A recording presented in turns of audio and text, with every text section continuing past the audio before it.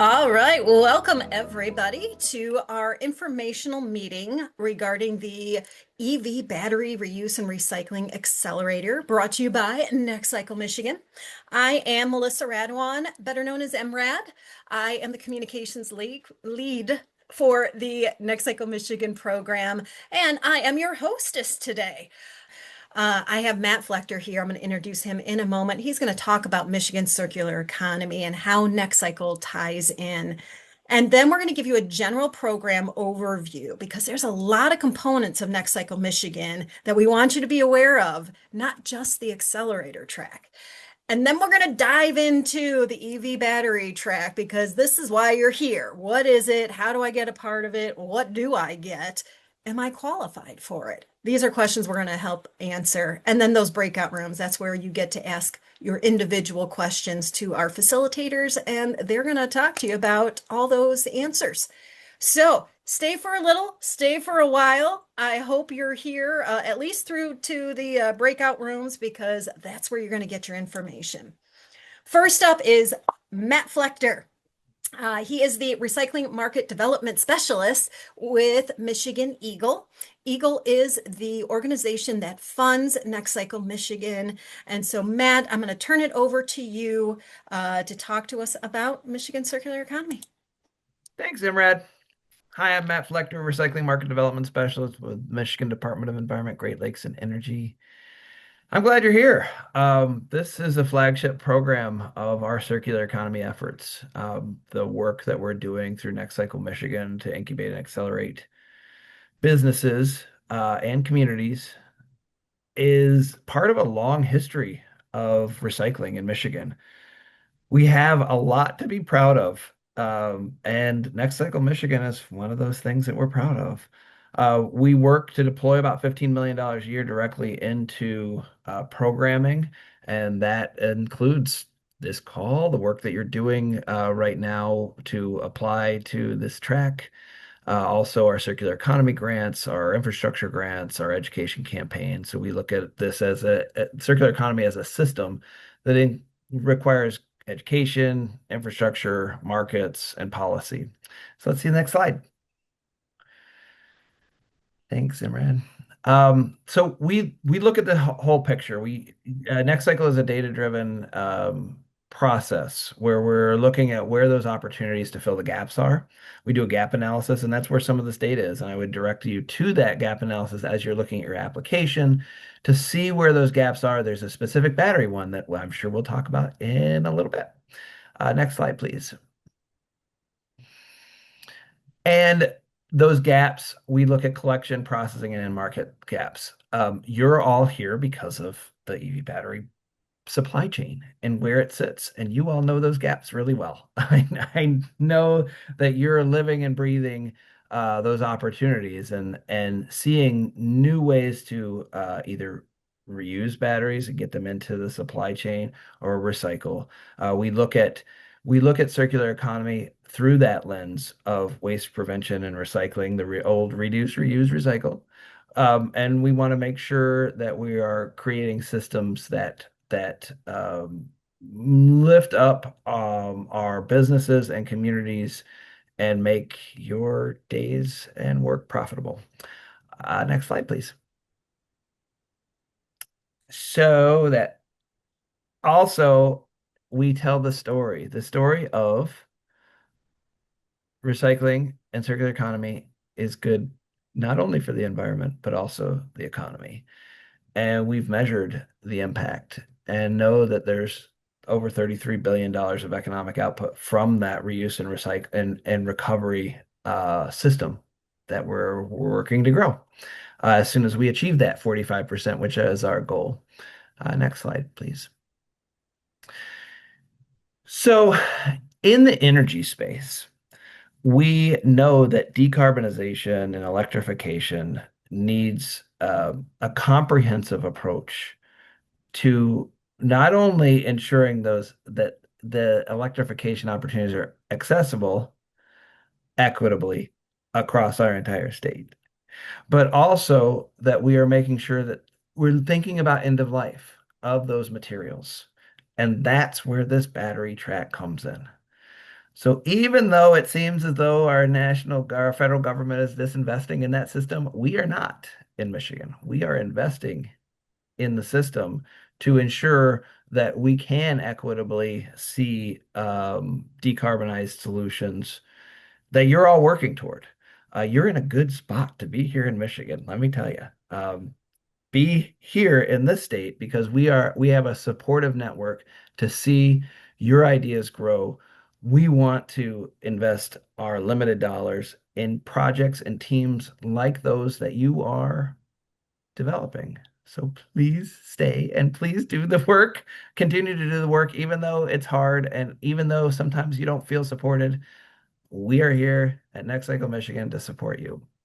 And we look at our core focus. We're not just looking as, you're all here on this call for EV batteries.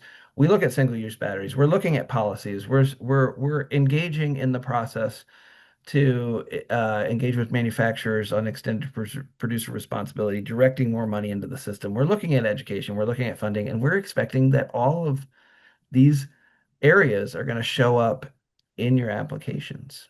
So that's me. That's what we're doing here. That's my contact information. Uh, Reach out to me if you have any questions. Send me an email, give me a call, and we'll keep supporting you. Thanks, Imrad. Thank you, Matt. Great overview of what the state finds important and, the putting their money where their mouth is. These are programs that are here to invigorate and inspire all of this innovation. So now we're going to talk about the Next Cycle program umbrella, if you will. And Kira Higgins is the program manager or project manager for NextCycle Michigan. She is a senior consultant with Resource Recycling Systems, and she'll tell you a little bit of how RRS is related to NextCycle as well. Kira, it's all yours. Thanks for the intro, Imrad. And Matt, I think that's perfect to set the stage of why the state's invested in this, because NextCycle is a broad program. So on the next slide, you'll see that some of our core elements are focused on the accelerator, which we'll dive into more details on. We use data as a driving element to decide where we need to put program priorities. And we've been building a massive network of partners who are part of the industry that are making things happen. And so that we can realize these goals that align with climate solutions that have equitable impact and, of course, make financial sense. We need these solutions to work towards financial sustainability so that they can be long-term and bring us benefits in Michigan's economy. As Matt mentioned, NextCycle Michigan is funded by Eagle, but it's a collaborative effort. So RS pulls in some key subcontractors to help support that. As part of the accelerator itself, Ahmed put it perfectly with it's a big umbrella. So the accelerator, we typically have 4 core tracks that we run focused on targeted solutions that the gap analysis is able to help us prioritize, from organics, public-led solutions, new innovative recycling technologies, and recycling supply chains. So we've been running the accelerator for 5 years. We've had 21 different cohorts, 171 different alumni teams and businesses, and we're tracking the investments of those projects. And the accelerator itself is a roughly 6-month program where we take you through some key areas, including the Accelerator Academy. This is a 2-day workshop-based event where we are diving into some primary topics focused on each track-specific topic, catered to the different teams that get accepted into each cohort. And this sets the stage for going into some individualized coaching where we're matching each accelerator participant with a subject matter expert, with someone who can support them through business planning, provide data support, and really meet the team where they're at to get that individualized support to be successful and fit into the industry. And all of that leads up to a final pitch event where we have every team pitch 5 minutes, what you're doing, why it matters, and what your ask is. What is going to help you be successful in Michigan's economy and help divert material? Some of the coaching that you may receive varies. So RS is one of the primary consultants who runs NextCycle, but we pull in Michigan Recycling Coalition, Fresh Coast, and other subcontractors to help provide coaching and technical expertise to support the teams that participate in the accelerator.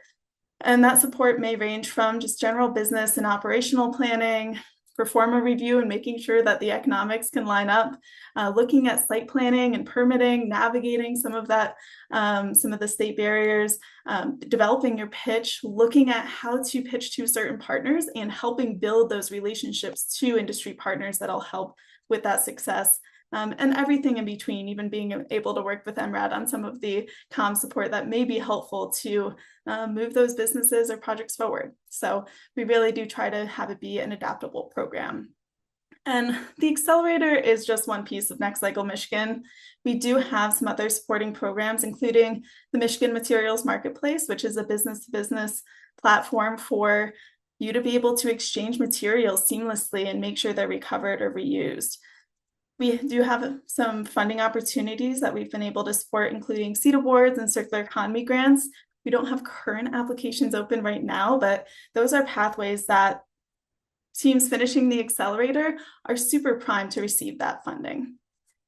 And all of this is really part of having impact in Michigan, making sure that we can serve communities, fill gaps in terms of material recovery, and making sure that this material is not ending up in landfills and we're seeing the full value of that, and being able to attract investment to get those solutions impacted so that we can see the impact in Michigan's circular economy. So with that, I'll hand it back to Emrad to transition us. Thank you, Kyria. Great overview of the program. And folks, if you want to learn more about the program, please go to the website, nextcyclemichigan.com. And you will be able to read about those tracks. You'll be able to read about past projects, teams, those who have received awards and grants. A lot of great information on there. And then also the gap analysis. Kira put a link to that. That is also on that website. So please check out the site. Lots of great information. Now I'm going to introduce Erica Lee. She is a senior consultant also with RRS, and she is leading the specific track that you're here for on electric vehicle battery reuse and recycling. So Erica, I'm going to hand it over to you. Thank you, Emrad. So we can go straight in.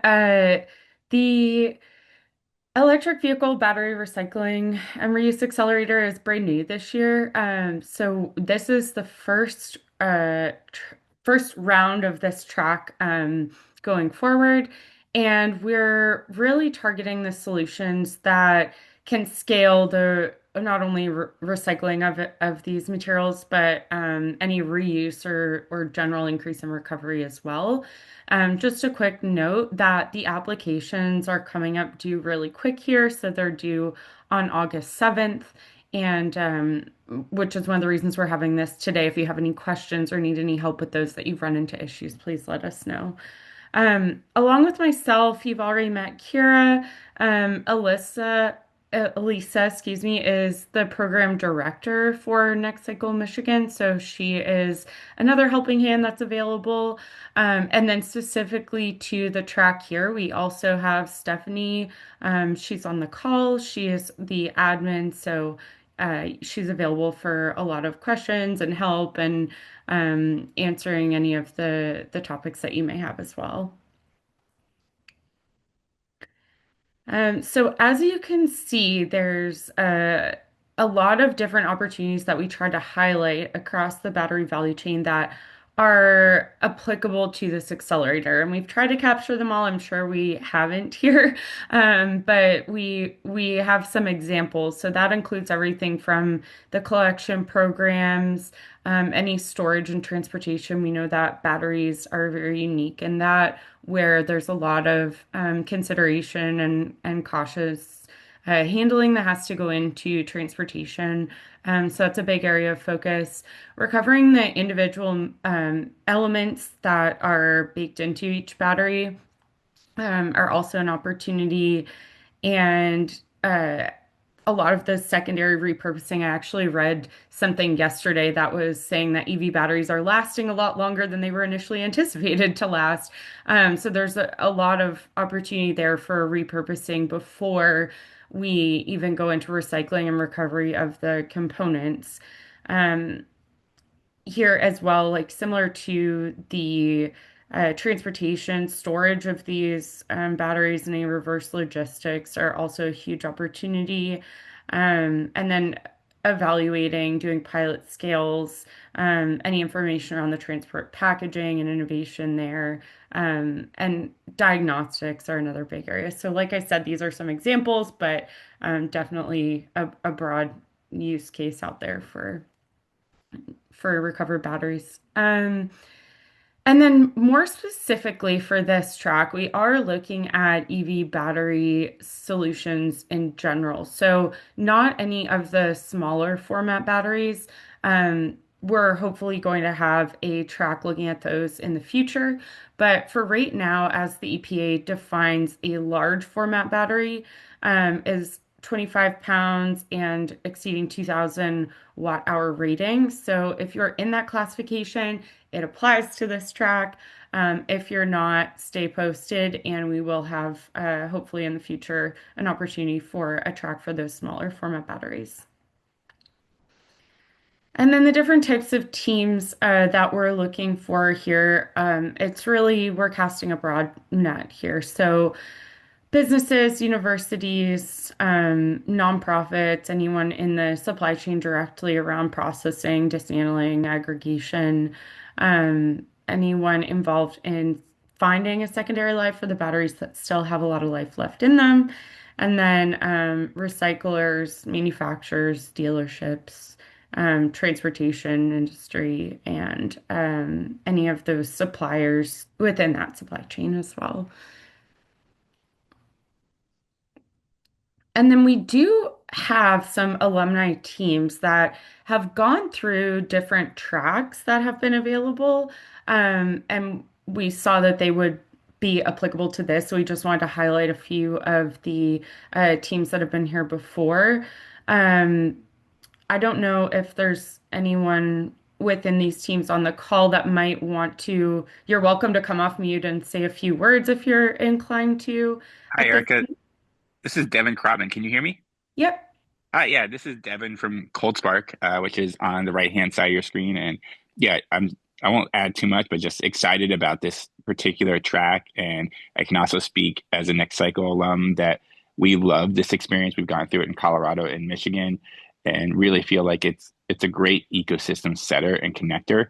And so we're really excited about this opportunity because as you've seen, there's just a big financial incentive, and also like it's a problem that's like only nascently being thought of right now. So we're excited for this very curated track. And if anyone has any questions, I'm happy to talk offline. Thanks, Thanks, Erica. Devin. Yeah.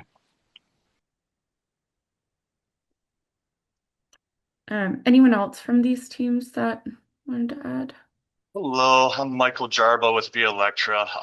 Been dealing with repurposed batteries for a couple of years now, and we went and visited UL this week, and I ran into a lot of concerns, I guess, in bringing repurposed batteries out of vehicles and into a project, and just the cost of it to get these UL approvals, these certifications. I mean, it can be up to $1 million, so from having the facility that receives the pack, that's from $20,000 to $75,000 just to receive it and inspect it. And then to get that pack to be reused somewhere else, that's going to cost another 100 to 300,000. And then you want to certify your energy storage system, which may cost another 400,000. And then you got to do the fire testing on top of that, which is like another 75,000. So yeah, that's my big concern, and that's why I'm here looking for some help. That's for sure.